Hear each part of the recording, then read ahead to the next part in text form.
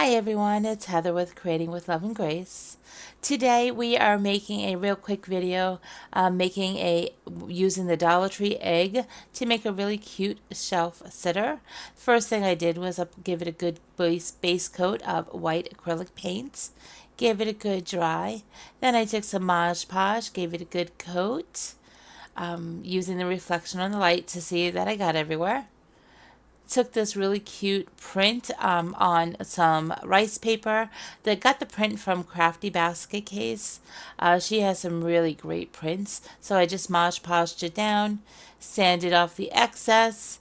Then I did go ahead and give it a top coat of Mod Podge just to seal it in. Dried that up real good.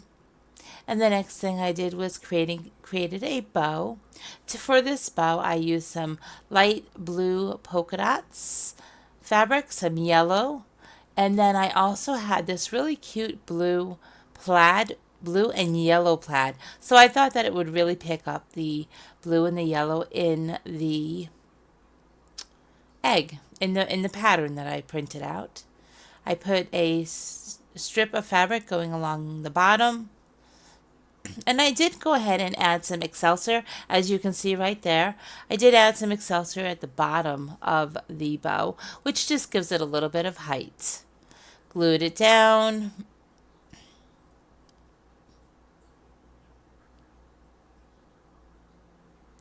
And you can see there I was just kind of making sure all the loops are going the right way. And then I also went ahead and put a button. Hope you like it. Bye.